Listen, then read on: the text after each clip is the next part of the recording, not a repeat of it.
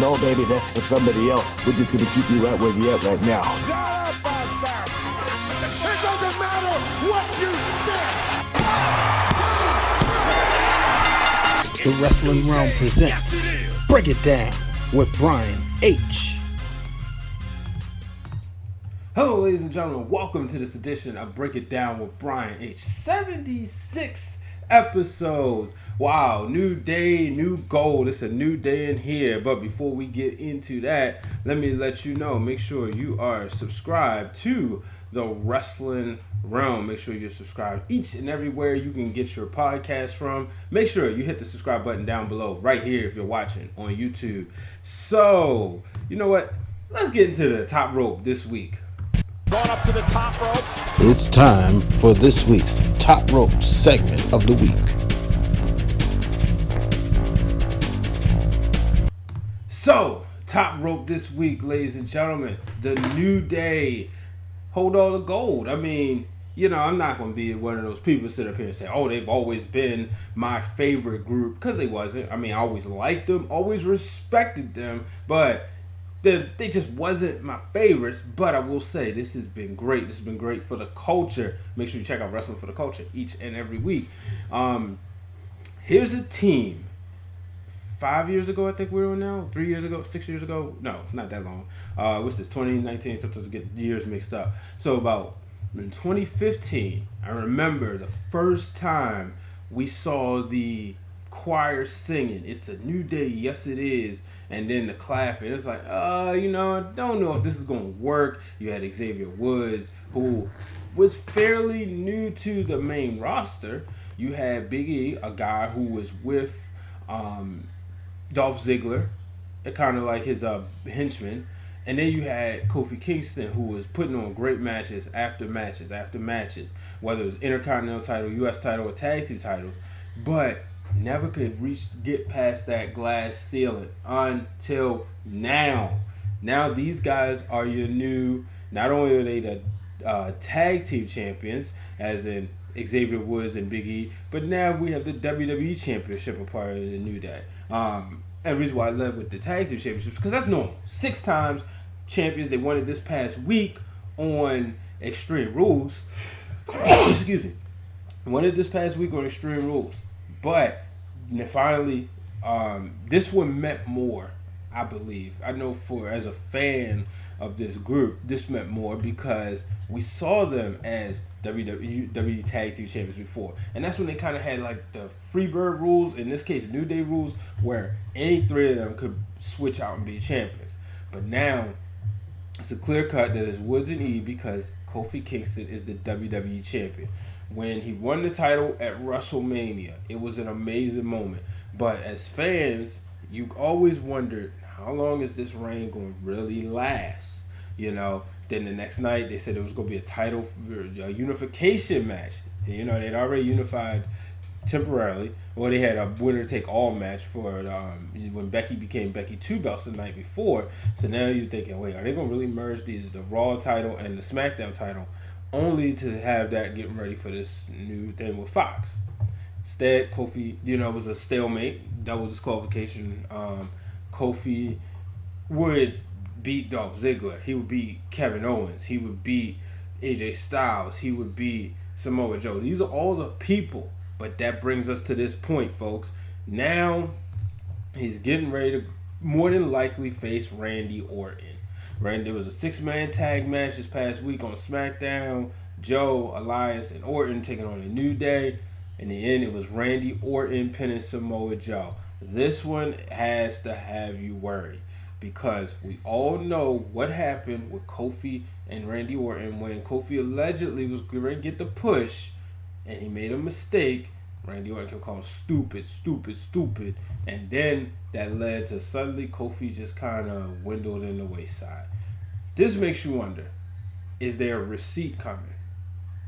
Will we see Kofi Kingston defeat his biggest challenge to date?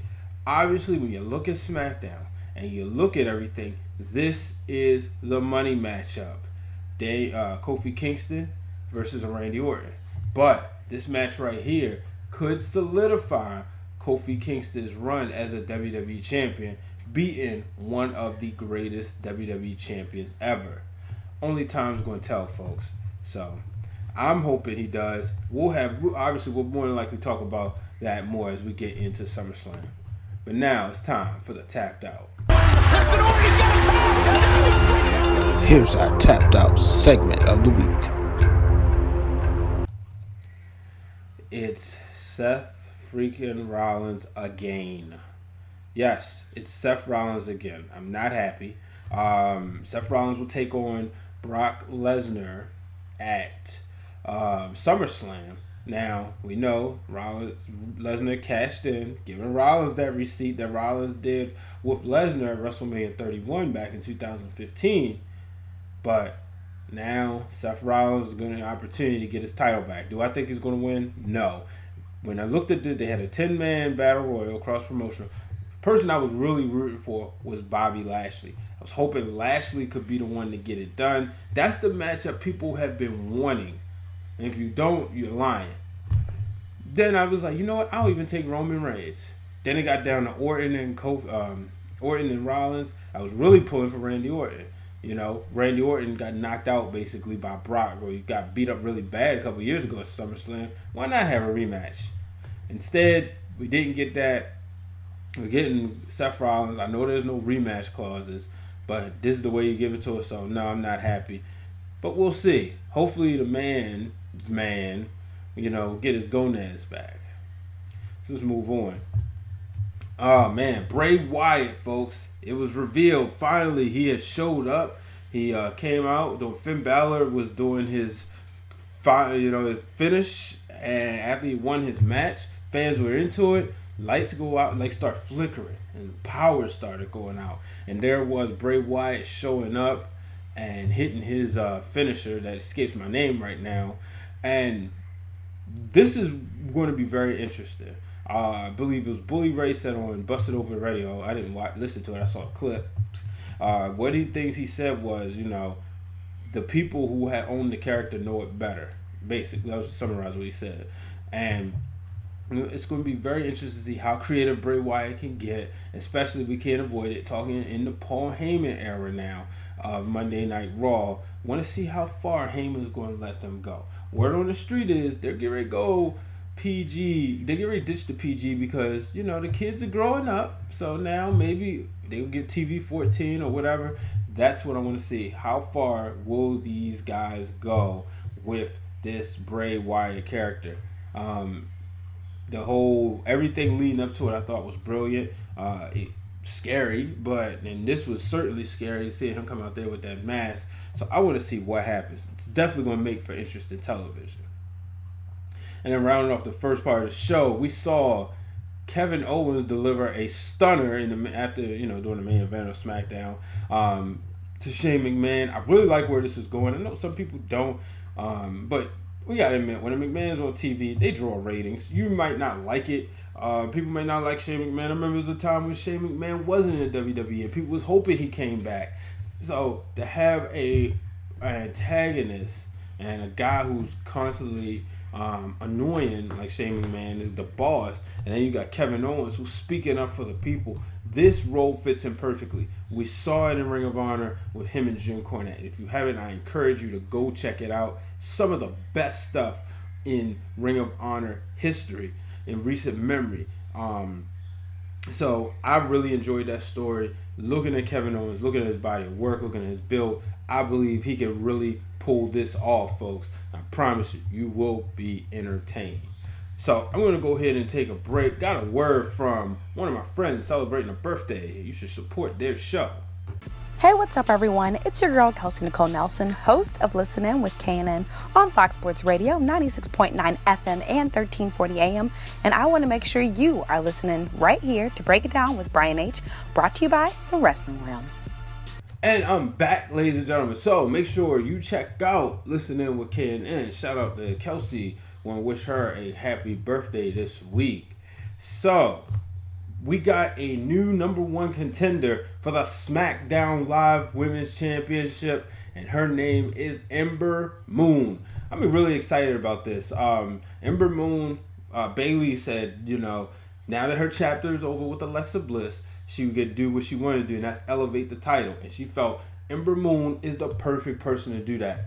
Here's why I'm excited. We saw the matches that Ember Moon and Asuka put on in NXT. We saw the matches that Ember Moon and Shayna Baszler put on NXT. We know Bayley can go. This is going to be a good babyface versus babyface matchup for the title. Yes, I do have Bayley holding on to it, but it wouldn't be as of a shock if Ember Moon was able to walk away with that title come SummerSlam. It's going to be good. You know, I can't wait for it. I've been waiting to see Ember Moon being used in a great way on SmackDown Live. So, wanted to see her on Raw. And then I know she got hurt. But now we finally going to get to see Ember Moon. And folks who haven't been watching her, especially if you haven't watched her on the Indies, you are in for a treat. Moving on over to Monday Night Raw. We have Natalya winning a fatal 4-way elimination match to officially become the Raw #1 contender for the Raw Women's Championship. Natalya defeated Alexa Bliss, Naomi, and Carmella. Now, have to admit, you was a little worried. Alexa Bliss, Natalya, you thought, here we go again. WWE pushing Alexa Bliss down our throats. Nope. They gave us Natalya. Natalya has an opportunity to win the title in Canada. How cool would that? How sweet would that be? I can't call it. I mean, you would think it's obvious that, you know, because the last time when she was facing Naomi, it was kind of like that story of having to win the big one, have been champion in so many years. So now it's her opportunity. But I don't know. Time will tell, folks. I think that Natalya has a better shot than many people are giving her. I want to see the story they're going to lead to tell leading up to this. Her and Ronda Rousey are buddies, right? And people ever think about that? We could see Ronda Rousey get involved and cost Becky Lynch the title. Because if you think about it, a Ronda Rousey match and a Becky Lynch match does not need the title involved. It's that personal. As they say, doesn't need the championship. You could put the title on Natalya, have her defending the title against somebody like a Carmella, a Naomi, Alexa Bliss, while Becky Lynch and Ronda Rousey are having their separate feud. Boom, you just created an extra women's match. I'm just saying. Let's move on. SmackDown Live. If you watched it, you saw Liv Morgan during the State of Union or whatever they got, town hall meeting that Shane McMahon had. Charlotte Flair was coming, you know, kissing up, the lack of a better word, to Shane McMahon. And as she was kissing up, Liv Morgan said, you know, you're so fake. And Charlotte was like, well, we don't even see you. I didn't even know you worked here until Kevin Owens belched his name out of your mouth. This was really good. We got to see Liv Morgan on TV. She's by herself. You know, she was with the Riot Squad. Now she's going dolo. Unfortunately, she came up short. But I think this was a big moment for her because now, you know, she went and got the mic and said, I'm coming back when I get real. So I want to see what kind of Liv Morgan we get in the next few weeks. So only time will tell. So that's also sticking with SmackDown. We saw the Kabuki Warriors finally get a tag team championship opportunity with the Iconics. Unfortunately, the Iconics would hold on to the titles due to a count out. I'm really hoping, you know, now SmackDown Live has returned to Eric Bischoff. Doesn't necessarily have the greatest reputation when it comes to women's wrestling, but I'm hoping that him understanding, sticking away from the company, being away from the company for a while, being here amongst the people with the podcast and promotion, I'm really hoping that they make a change and we'll start seeing those tag titles defended. There's no reason why the Kabuki Warriors have been kept off of television, you know, and you could really say, if you're looking beyond championships and matches, you could say Asuka coming to the main roster is a disappointment. Sure, she's been a champion, but she had perhaps one of the greatest WrestleMania matches ever with Charlotte. But outside of that and winning the title, what do you remember about her run? Not too much, you know. So I'm just saying. And how many people saw AEW? AEW this past weekend, we saw Brandy Rhodes defeat Allie, but the big story there was Kong. Awesome Kong coming to Brandy Rhodes' assistance, and then as you can see on your screen, they took the photo together, letting you know she's going to be her enforcer. Now, I saw, some comments online. People aren't really too happy about this. It's like, oh, great, Brandy Rhodes, here she go, doing her thing, XYZ. Nah, you know what? We'll see what happens. Not going to pass too much judgment. I'm going to, kind of be that wait and see guy in this situation. I don't know. We'll wait and see, folks. It's going to be interesting to say the least. So, I don't know. Let's be patient. Be patient. Be patient. Sticking with AEW, also another match. The Young Bucks defeated Cody Rhodes and Dustin. Be honest with you, wasn't feeling it. It was okay. Maybe I was just tired Saturday after BlurCon, which make sure you check out some of the highlights as well as the interviews I had. Dr. D, Marcus Darling, and Candice Cordelia. Excuse me, Candice. Make sure you check out those interviews. But like I said, just wasn't really feeling Cody, the Young Bucks taking on Cody and Dustin. Loved the story leading up to it, but then it's like, okay, wait, why y'all wrestling again? I'm just saying. Adam Page, had a good match against Kip Sabian. That was something that was enjoyable. I can't wait to see Adam Page and Chris Jericho for the AEW World's Championship. And speaking of championships, R-Truth, folks, he is once again the 24/7 champion. Shout out to my brother Glenn Thomas of the Wrestling Marks of Excellence Radio. He called it. He told us months ago in a group chat when this whole thing started and it was the beef between Drake Maverick and R-Truth. He said, watch, I'm gonna bet you R-Truth is going to get that title when Drake Maverick is getting ready to consummate the marriage. And I like what he said. Well, did y'all ain't consummate the marriage yet? So R-Truth is the greatest thing. It felt like this title was built for him. Like he just took it and embraced it. And when the title first came out, I was like, oh man, this ain't the greatest. It's kind of stupid. But now that anytime R-Truth has it, it's very interesting. So, but you know what? Short show this week, folks. Thank you for joining. I know it came a little bit later than usual. I had to take care of some things. But as always, I appreciate you tuning in each and every week to Break It Down with Brian H. Shout out to all the loyal listeners. Shout out to the new listeners. For those who are new, make sure you're following me at Brian H. Waters. Make sure you are subscribed to the podcast, Apple Podcasts, Google Podcasts, you name it, we are there. And of course, you want to be right here on the YouTube channel. If there's any channel out of all of them that's the most important, it's right here on YouTube because it's where you're going to get everything. Interviews, segments, what else you getting? You're getting a lot of fun stuff from the real Dwayne Allen and myself. Until the next time, folks, I'm Brian H. Waters. So long, everybody. Thank you for tuning in to this week's episode of Break It Down with Brian H. Hit the subscribe button and turn on the bell so you get notified every time the Wrestling Realm posts new content.